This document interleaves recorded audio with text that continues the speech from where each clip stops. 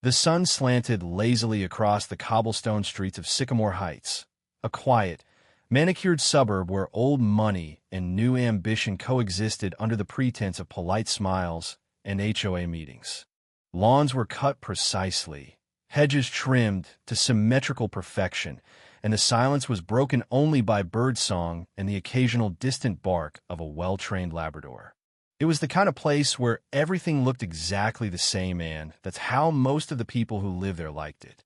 To Officer Travis Redford, Sycamore Heights wasn't just a neighborhood. It was his kingdom.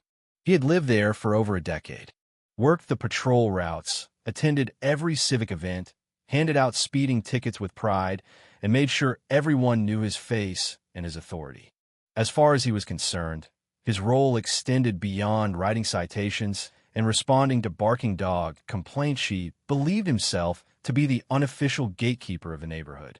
He knew who belonged here and, more importantly, who didn't. So when a tall black woman in her late 40s moved into 24 Sycamore Lane, one of the most prestigious houses on the block, alone, in a car with Virginia plates and no moving truck besides a few hired men, Travis's instincts flared.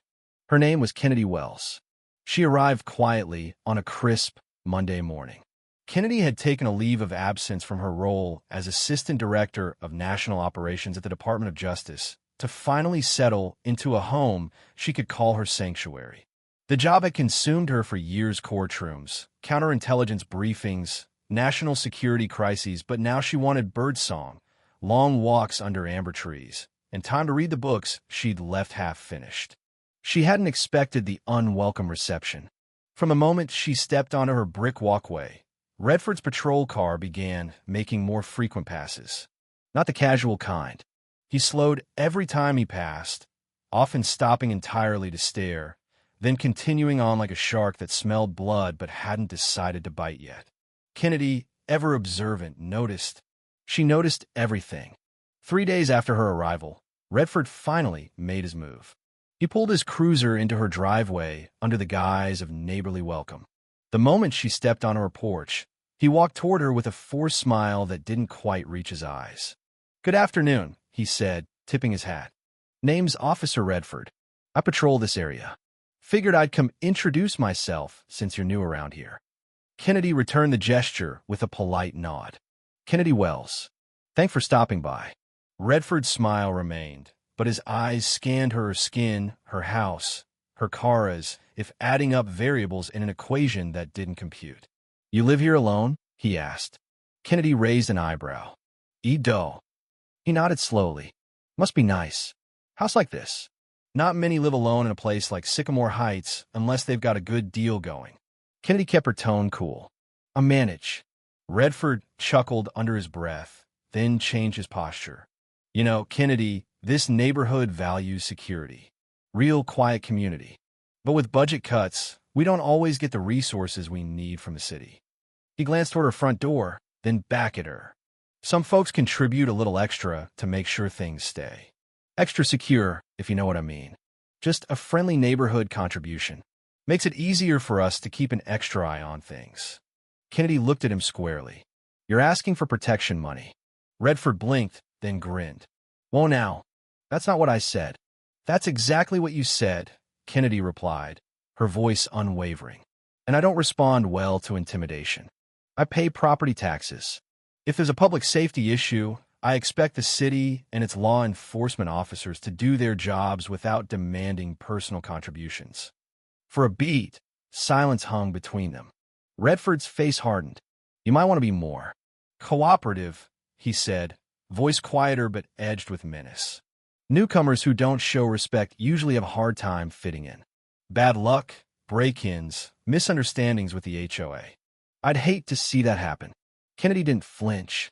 "I'll take my chances." Redford's jaw clenched. "Suit yourself."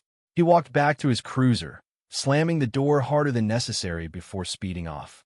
But Kennedy knew this wasn't over, and she was right. The following Saturday, Redford returned uninvited, unannounced. This time, he didn't linger on the street. He pulled straight into her driveway and got out with a swagger that reeked of contempt.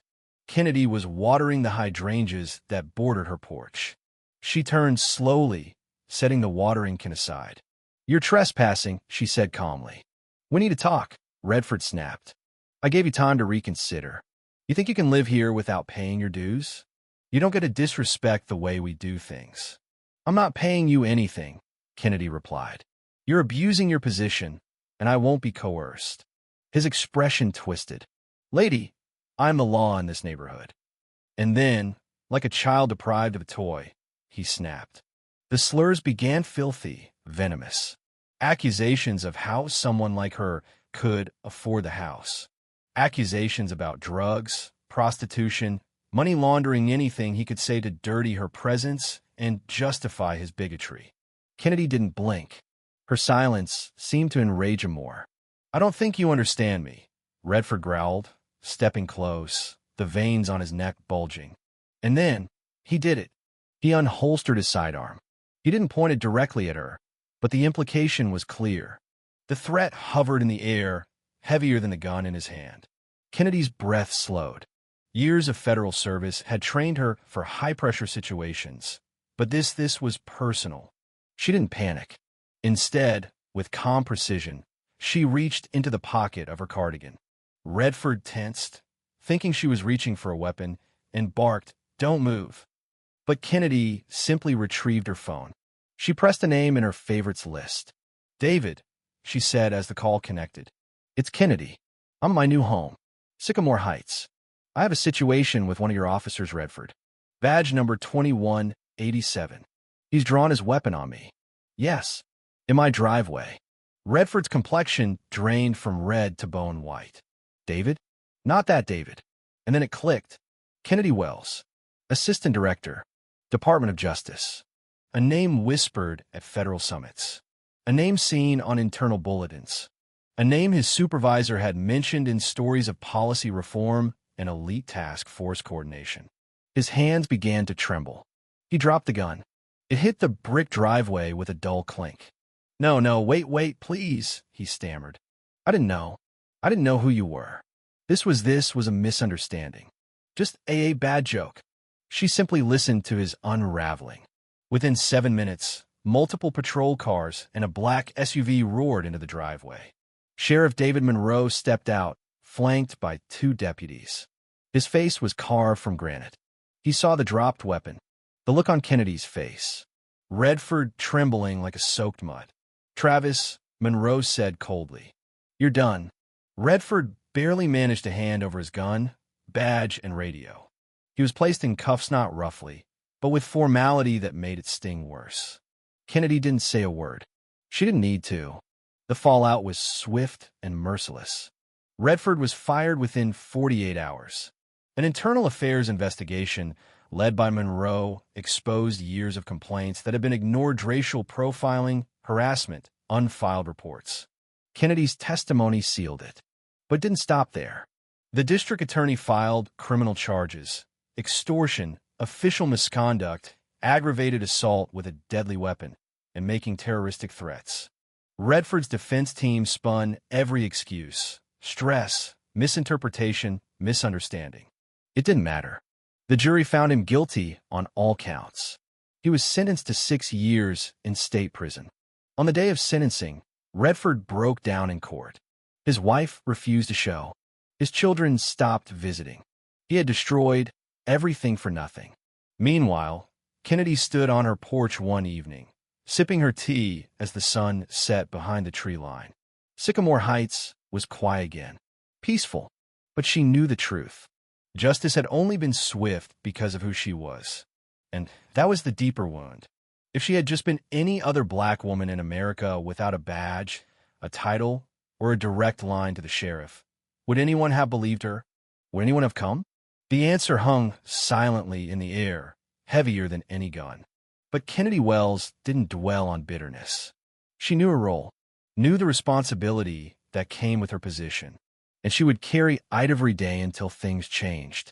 Not just in Sycamore Heights, but everywhere.